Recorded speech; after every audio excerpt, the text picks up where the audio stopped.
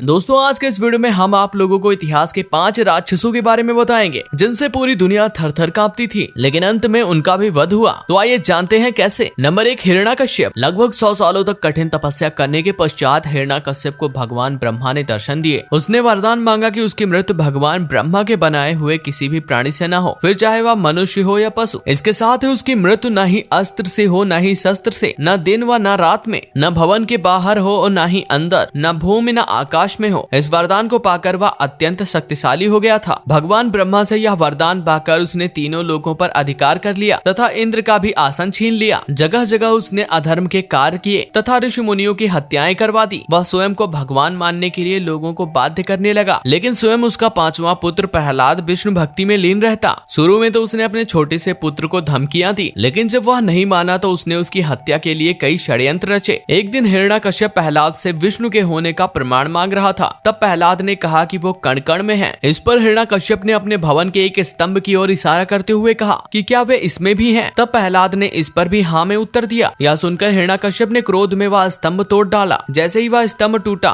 उसमें से भगवान विष्णु का अत्यंत क्रोधित रूप नरसिंह अवतार में प्रकट हुआ, जिसका आधा शरीर सिंह का तथा बाकी का आधा शरीर मनुष्य का था। उस नरसिंह अवतार ने हिरण्यकश्यप को उसके भवन की चौखट पर ले जाकर संध्या के समय अपनी गोद में रखकर नाखून की सहायता से उसका वध कर दिया। नंबर 2, जलंधर। लोग भगवान शिव और माता पार्वती की 2 संतानों के बारे में ही जानते हैं। एक है भगवान गणेश और दूसरे हैं भगवान कार्तिकेय। लेकिन धार्मिक मान्यताओं के अनुसार भगवान शिव की एक और संतान थी जिसका नाम जलंधर था। श्रीमद् देवी भागवत पुराण के अनुसार जलंधर का जन्म भगवान शिव की तीसरी आंख से हुआ था। मान्यता है कि जलंधर भगवान शिव से बहुत नफरत करता था और भगवान शिव ने ही इसका वध किया था। जानिए शिव जी के इस पुत्र की गाथा। पौराणिक मान्यताओं के अनुसार एक बार शिव ने अपनी तीसरी आंख से उत्पन्न हुआ तेज समुद्र में फेंक दिया, जिससे जलंधर उत्पन्न हुआ। जलंधर बहुत ही शक्तिशाली असुर था। ये इंद्र को पराजित कर तीनों लोक का स्वामी बन गया था। माना जाता है कि जलंधर की अपार शक्ति का कारण उसकी पत्नी वृंदा थी। वृंदा के प्रतिव्रता धर्म के कारण कोई भी उसका वध नहीं कर सकता था, इसीलिए जलंधर को अपने शक्तिशाली होने पर घमंड हो गया था। जलंधर ने तीनों लोकों पर अपना हक जमाने के बाद विष्णु लोक पर आक्रमण करने की सोची और देवी लक्ष्मी को विष्णु जी से छीन लेने की योजना बनाई। लेकिन इस पर देवी लक्ष्मी ने जलंधर से कहा कि हम दोनों ही जल से उत्पन्न हुए हैं, जिस कारण हम भाई बहन हुए। देवी लक्ष्मी की बात मानकर जलंधर विष्णु लोक से चला गया। इसके बाद जलंधर ने कैलाश पर आक्रमण करना चाहा। तब महादेव को जलंधर से युद्ध करना पड़ा, लेकिन वृंदा के पतिव्रता होने के कारण भगवान शिव उसका वध नहीं कर पा रहे थे। यह देखकर भगवान विष्णु ने वृंदा के पतिव्रता धर्म को तोड़ने की योजना बनाई। विष्णु जी जलंधर का वेश धारण करके वृंदा के पास पहुँच गए। वृंदा को इस बात का जरा सा भी अंदाजा नहीं लगा कि ये उनके पति नहीं है। इससे वृंदा का पतिव्रता धर्म टूट गया और शिव ने जलंधर का वध कर दिया। नंबर 3, रक्त बीज। दैत्य रक्त बीज बेहद शक्तिशाली था। सभी देवता मिलकर भी उसका वध नहीं कर पाए। दरअसल रक्त बीज को शिव जी से वरदान प्राप्त था कि जहाँ जहाँ उसके रक्त की बूंदें गिरेंगी, वहाँ से एक और रक्त बीज जैसा दैत्य पैदा होगा। ऐसे में देवताओं से युद्ध के समय जब भी कोई देवता रक्त बीज पर प्रहार कर रहा था और उसके रक्त की बूंद नीचे गिर रही थी, तो वहाँ से एक और रक्त बीज उत्पन्न हो रहा था। यही कारण था कि कोई भी देवता उसे हरा नहीं पा रहा था। इस समस्या से निपटने के लिए सभी देवताओं ने माँ दुर्गा से आग्रह किया कि वो रक्त बीज से युद्ध करें। माँ ने उनकी प्रार्थना सुनी और उससे युद्ध किया। जब माँ उससे युद्ध कर रही थी, तब जब भी माँ रक्त बीज के अंगों को काटकर गिरा रही थी, तब उससे फिर से एक नया दैत्य उत्पन्न हो जा रहा था। तब माँ ने देवी चंडिका को आदेश दिया कि जब भी वो इस राक्षस पर प्रहार करें तो चंडिका उसका रक्त पी जाए। चंडिका माँ ने ऐसा ही किया और दैत्य का गिरता रक्त पीना शुरू कर दिया। इससे नया दैत्य उत्पन्न नहीं हो रहा था। चंडिका ने अपना मुंह विकराल कर लिया। उन्होंने कई राक्षसों को निगल लिया और इसी तरह माँ दुर्गा ने रक्त बीज का संहार किया। नंबर 4, नरकासुर। प्राग ज्योतिषपुर नगर का नरकासुर नामक राजा था, जो कि एक राक्षस था। उसने अपनी शक्ति से इंद्र और अन्य सभी देवताओं को परेशान कर दिया था। वह जनता के साथ ही संतों पर भी अत्याचार करता था। उसने अपने पास प्रजा और संतों की 16,000 स्त्रियों को बंदी बना लिया था। उसके अत्याचारों से परेशान देवताओं और संत मदद मांगने के लिए भगवान श्री कृष्ण की शरण में गए। भगवान श्री कृष्ण ने उन्हें नरकासुर से मुक्ति दिलाने का आश्वासन दिया। नरकासुर को स्त्री के हाथों मरने का श्राप था, इसीलिए भगवान श्री कृष्ण ने अपनी पत्नी सत्यभामा को सारथी बनाया और फिर उनकी सहायता से नरकासुर का वध कर दिया। नंबर 5, महिषासुर। महिषासुर एक असुर था। महिषासुर के पिता रंभ असुरों का राजा था, जो कि एक बार जल में रहने वाले एक भैंस से प्रेम कर बैठा और इसी के योग से महिषासुर का आगमन हुआ। इसी वजह से महिषासुर इच्छानुसार जब चाहे भैंस और जब चाहे मनुष्य का रूप धारण कर सकता था। महिषासुर सृष्टिकर्ता ब्रह्मा का महान भक्त था और ब्रह्मदेव ने उसे वरदान दिया था कि कोई भी देवता या दानव उस पर विजय नहीं प्राप्त कर सकता। महिषासुर बाद में स्वर्ग लोक के देवताओं को परेशान करने लगा और पृथ्वी पर भी उत्पात मचाने लगा। उसने स्वर्ग पर एक बार अचानक आक्रमण कर दिया और इंद्र को परास्त कर स्वर्ग पर कब्जा कर लिया तथा सभी देवताओं को वहां से खदेड़ दिया। देवगण परेशान होकर त्रिमूर्ति ब्रह्मा, विष्णु और महेश के पास सहायता के लिए पहुंचे। सारे देवताओं ने फिर से मिलकर उसे फिर से परास्त करने के लिए युद्ध किया, परंतु वे फिर हार गए। कोई उपाय न मिलने पर देवताओं ने उसके विनाश के लिए दुर्गा का सृजन किया, जिसे शक्ति और पार्वती के नाम से भी जाना जाता है। देवी दुर्गा ने महिषासुर पर आक्रमण कर उससे 9 दिनों तक युद्ध किया और 10वें दिन उसका वध किया। तो उम्मीद करते हैं आप लोगों को ये वीडियो पसंद आया होगा। यदि पसंद आया हो तो लाइक करें और सगे संबंधियों में शेयर करें और हमारे चैनल को सब्सक्राइब करना बिल्कुल भी ना भूलें।